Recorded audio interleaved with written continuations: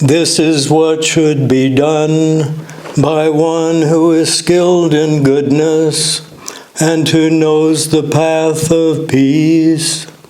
Let them be able and upright, straightforward and gentle in speech, humble and not conceited, contented and easily satisfied, unburdened with duties, and frugal in their ways, peaceful and calm and wise and skillful, not proud or demanding in nature.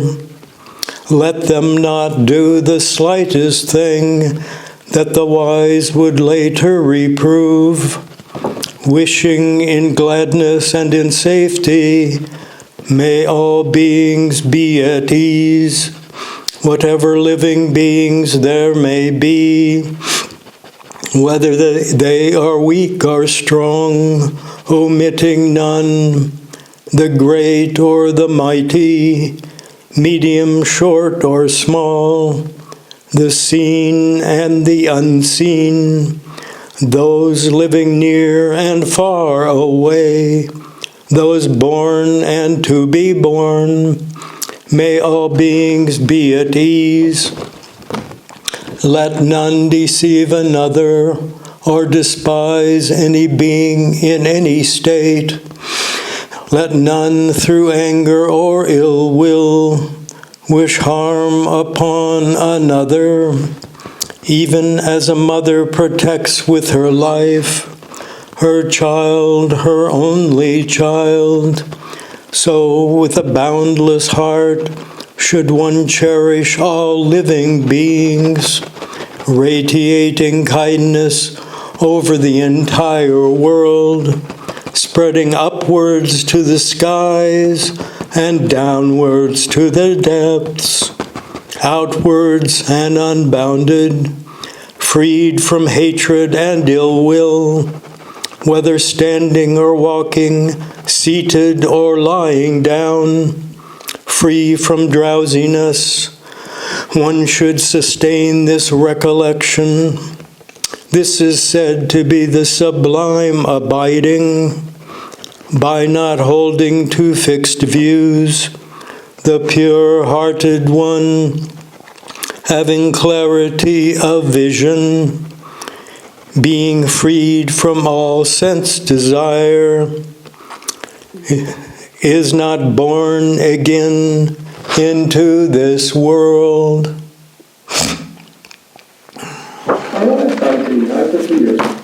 And I believe you said we would be having a 30-minute meditation. Was that right? Yes, that would be correct. Okay. At the beginning here, what I wanted to do, and this is not part of my scheduled talk, if I have a talk and not just questions, I wanted to read just not the whole basic method of meditation, which I mentioned last time, which is Ajahn Brahm's instructions for meditation. And I wanted to just read what this book contains, and it will also give a guidance to anyone who hasn't done this kind of meditation before about what the process is. And if anyone has questions about what I'm talking about here, they can ask, and maybe that will clarify what we're doing. But this is how it runs. This is these are the steps of the meditation done this way, the way that it's organized by Ajahn Brahm. The first thing is sustained attention on the present moment. Sustained attention on the present moment. I assume everybody here knows about mindfulness or sati, and is aware of the idea of being mindful of every moment, and being mindful as you're sitting in meditation of what's going on, everything that's passing in and out, including the thoughts that go through your mind, and letting them come and go, and dropping all of the past, and dropping all of the future. And it's likened to having two suitcases. One in your left hand is the past, and you drop that, and the one in your right is all your future worries and concerns, and you drop that, so that you stay in the present moment. Sustained attention on the present moment. And then that's followed by, and connected to, obviously, silent awareness of the present moment. The next thing we want to do is rid our minds of commentary, of thinking, constantly thinking and making commentary. And Ajahn likens it to a tennis game and watching a tennis game on television, on the video. And not only do we see the game, but we hear the commentary. So that we have actually two things going on, the commentary and the game. So the idea here is that we want to see just the game, just the tennis game, just what's going on to our body, our mind, to what's going on in the world, and just let that go without commentary, without making comments. If there are noises, let the noises come and let the noises go. Whatever happens, just let it come and let it go. You can be aware of it, but don't make comments on it, and don't be occupied by other thoughts. If other thoughts come into your mind, which they will, see them, see that they happen, and let them go, as we were doing before in the sustained attention on the present moment. This is silent awareness of the present moment. Is that clear to everybody? Are there questions? Silent awareness of the present moment. Silence means in your mind, of course. That's what he's talking about. The next step, once this is done, and Ajahn makes a big point of having these beginning steps really thoroughly mastered and gone into, so that you can proceed farther without problems. He says most of the problems that come in meditation are that these earlier steps are not really taken into serious consideration and pursued and mastered. The next step is the type of meditation we're doing is usually here, meditation on the breath. Now, the idea is to have one object of meditation. Ekaggata means one single object.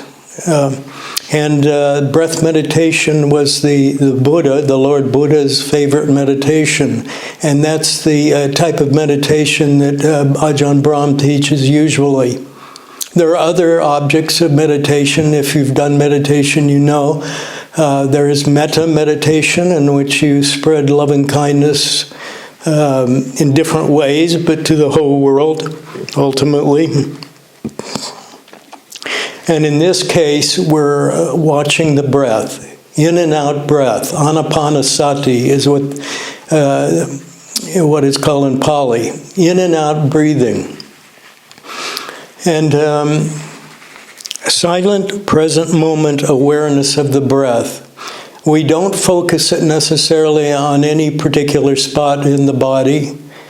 If you just watch your breathing as you're breathing now, that's all.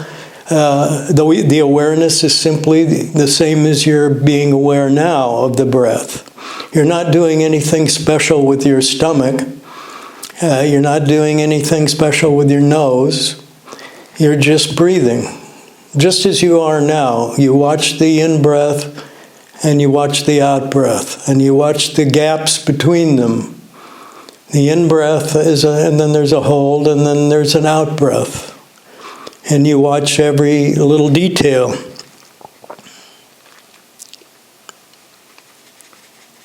The next step is, of course, connected. It's an expansion of this. It's called full sustained attention on the breath.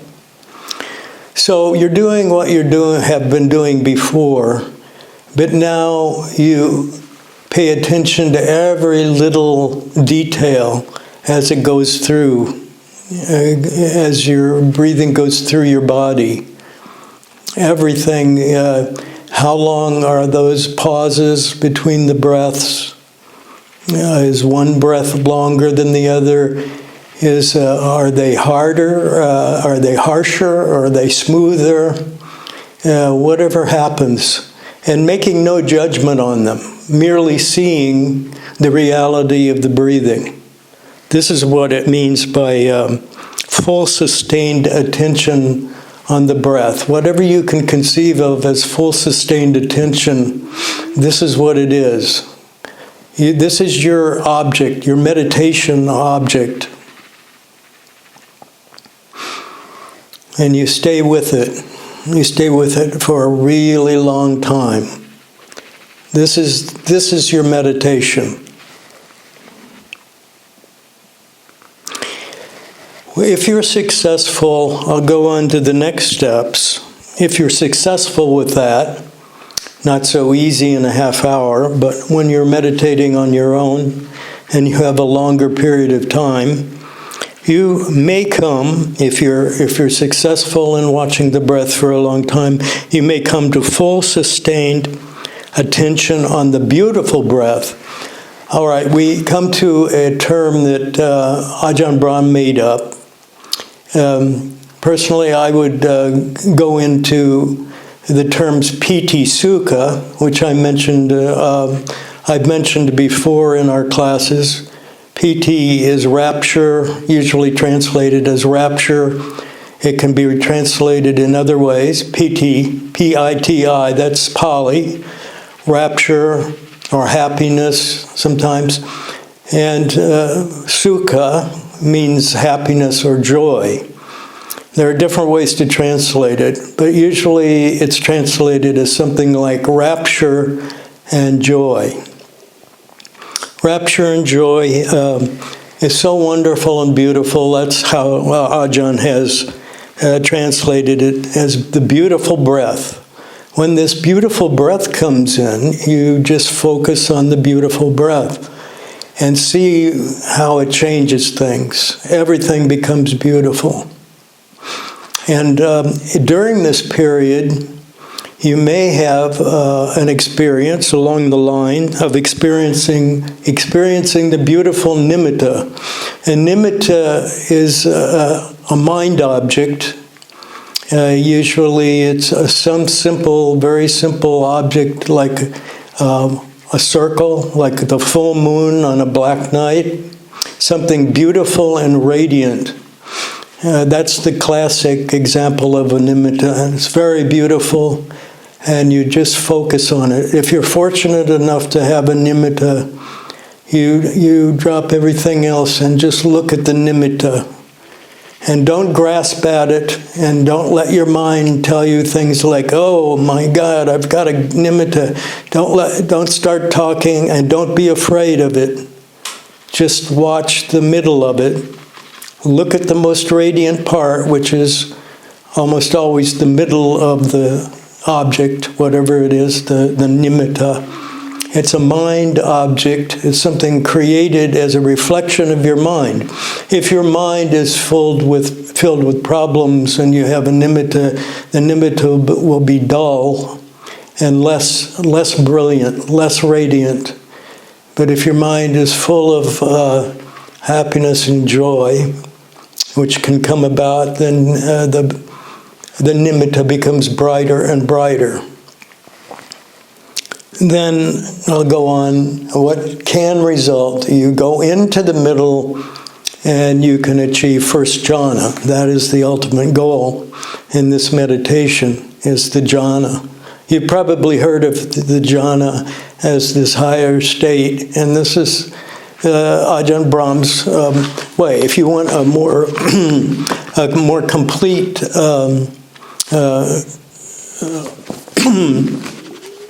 description, then you can get his books. And this book, as I said, the basic method of meditation, and Ajahn Brahm's other books that have to do with meditation for a more complete discussion of jhana. But anyway, what we're simply aiming for, I think, in this period is the beautiful breath. If you can make it to the beautiful breath in 30 minutes, you're doing quite well. And if anybody has any questions about any kind of the meditation we're doing, and let me throw in, you don't have to be doing the meditation on breath. If you would prefer to do another object of meditation, like metta, or some object that you've learned in other places, or in reading, or in recordings of meditation, feel free. It's up to you. This is your meditation, and I will only guide a little bit as we go along, just to keep us all on the track, because inevitably our mind fills up with thoughts along the line, and we get pulled off thinking about tomorrow, or thinking about what we said to our boss today, or our spouse, or the children, or whatever it is, what happened in driving, or as you can imagine, all the things that, all the million and one things in the world that preoccupy us when we're trying to meditate. And as I said last time, you make a deal with your mind that your mind is going to be quiet for the next 30 minutes at least, or if possible the next hour, and we'll let you be quiet, let you silently meditate without making too much of a disturbance. And in return for that, you make this deal with your mind that says, well, later on, when I have time, then mind, you can do and think whatever you want for as long as you want. All right, is that clear? I mean, this is just something that's been suggested in classes that I've been in, so I'm repeating it. If it makes sense to you, fine. If it doesn't, just ignore it. So are there any questions about anything that I said, or any of these, the contents of the meditation that I read here?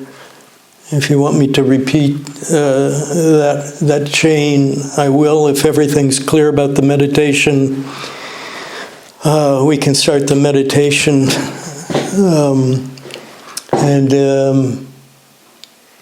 Are there any questions, Chris, coming in from on the chat box, or? Nothing's coming from the chat, but for my own peace of mind, I'd be very happy if you went through the stages again. Yes. That would be most wonderful. All right, and I recommend, if you're interested in this type of meditation, in getting this book. It's free, and somebody last time I was in here found a link, and so they might be able to pass it on to you, a computer link, internet link, that you can get it on the internet apparently. So okay, this is the content that I read before. You start out with sustained attention on the present moment. This is just mindfulness. And I'm sure you've all heard of mindfulness before, and that's what that is. Sustained attention on the present moment. And you move on to the next stage, silent awareness of the present moment. Silent awareness. In other words, you're getting rid of the commentary. The mind is just silently observing, standing back, and letting the game go. All right? Silent awareness of the present moment. Now, of course, thoughts will come and go, and just let them come and go, observe them. Don't make comments on the comments, just let them come and let them go. Whatever comes, let it come. Whatever goes, let it go. All right, then when you're ready, you can move on to the real object of the meditation, which is silent present moment awareness of the breath. Silent present moment of the breath. The breath is our meditation object. The in-out breathing, which is just like our breathing usually. We don't do anything unusual to the breathing. We don't try to breathe in a different way. This is not yogic breathing. We're not holding the breath, and we're not making it longer or shorter. We're just observing the way it is.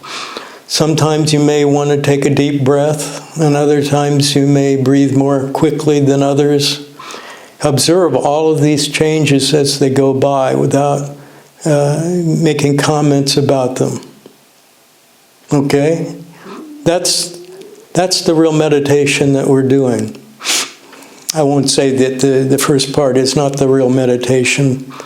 I don't mean that, but this is the meditation object that we've chosen to do. Unless, as I said before, you want to do if you want to use a different meditation object, then just ignore that and go ahead and use metta or whatever object you've learned before.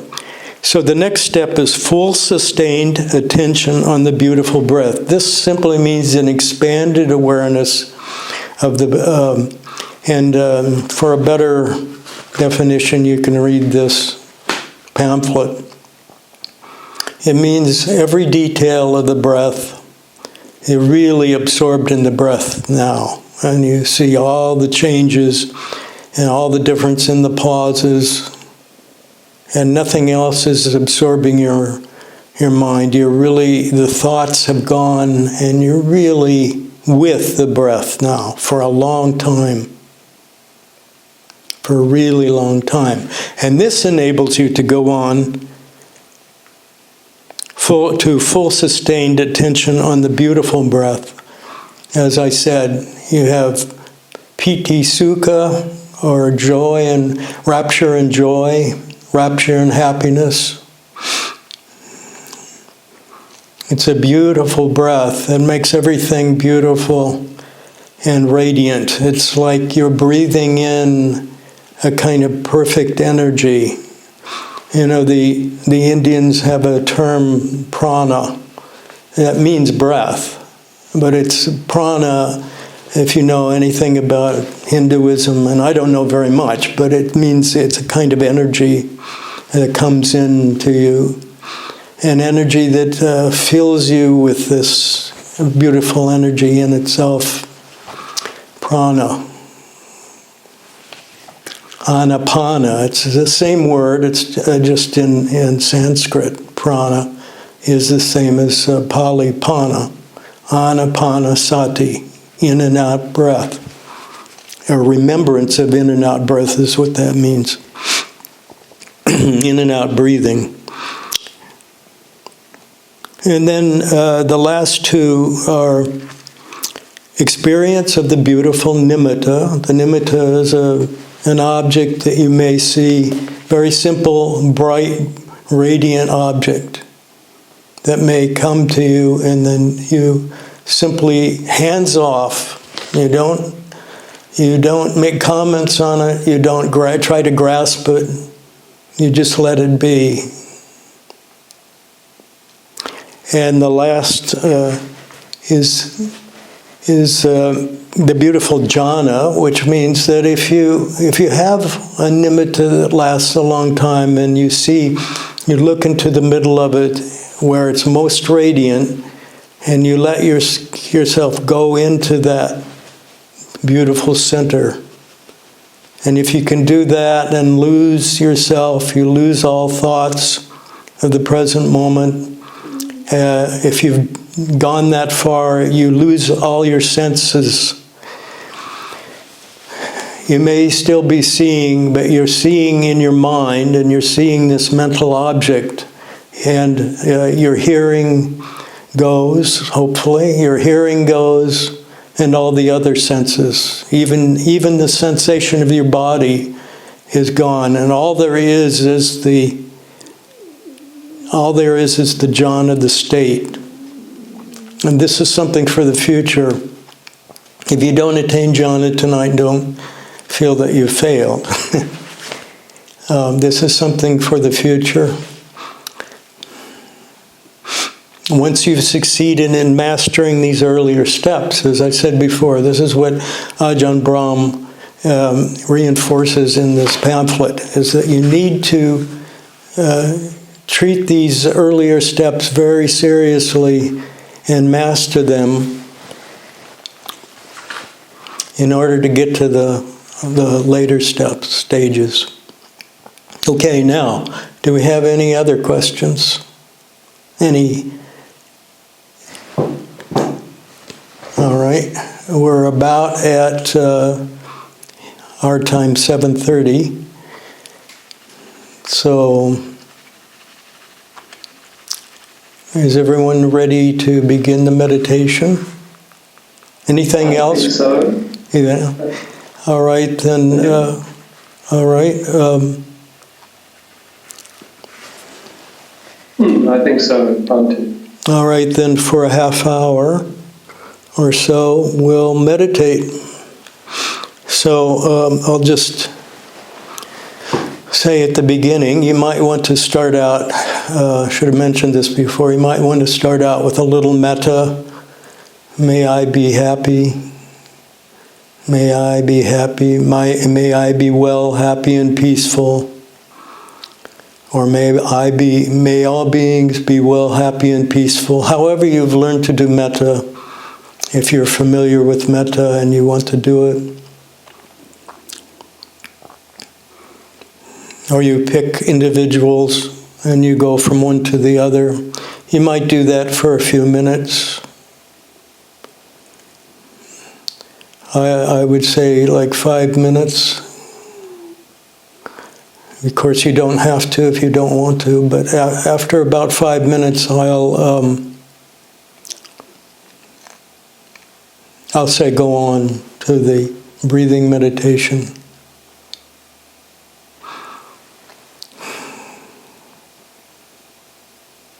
So we'll begin our meditation now.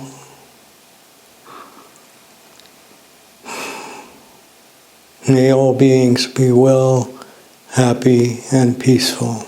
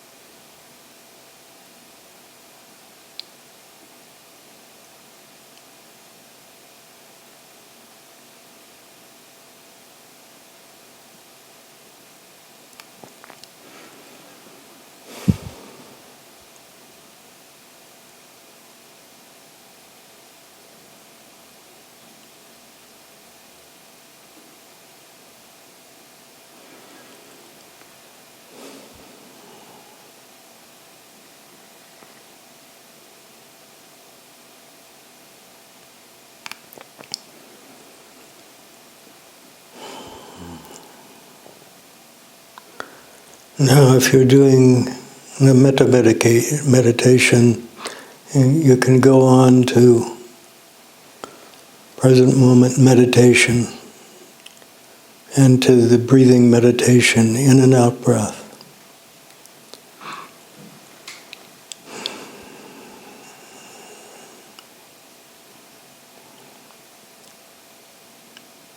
If you wish to continue the metta meditation, feel free to do so.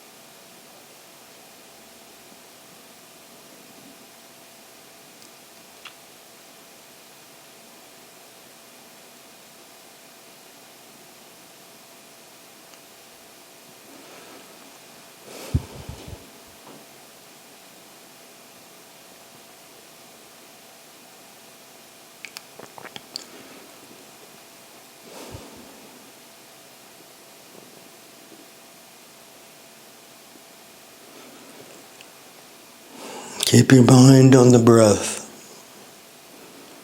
If your mind has wandered off to things of the world, bring it back to the breath.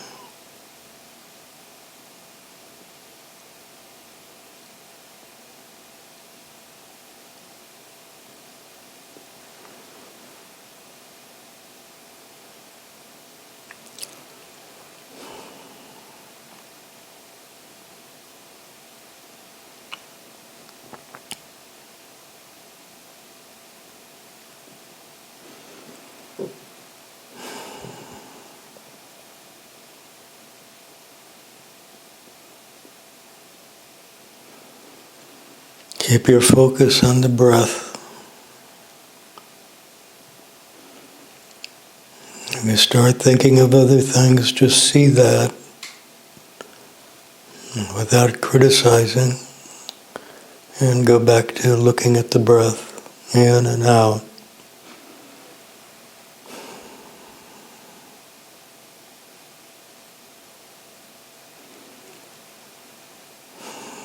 Remember to relax your body. If you've become tense, do your best to keep your back straight.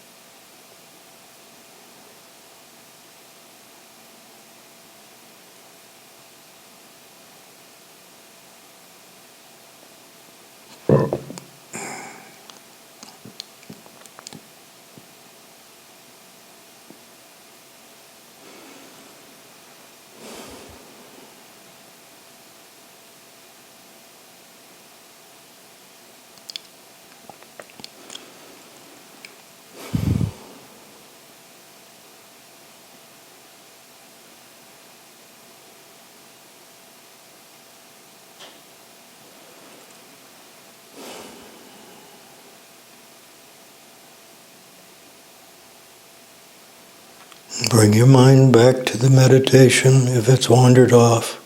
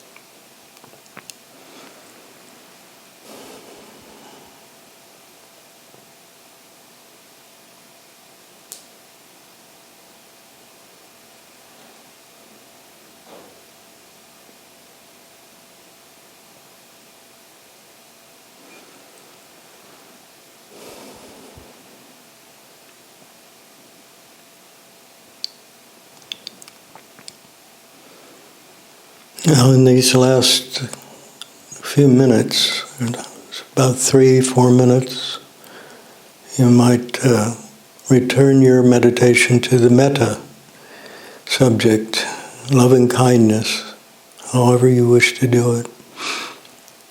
Or you can continue the breath meditation, whatever you like.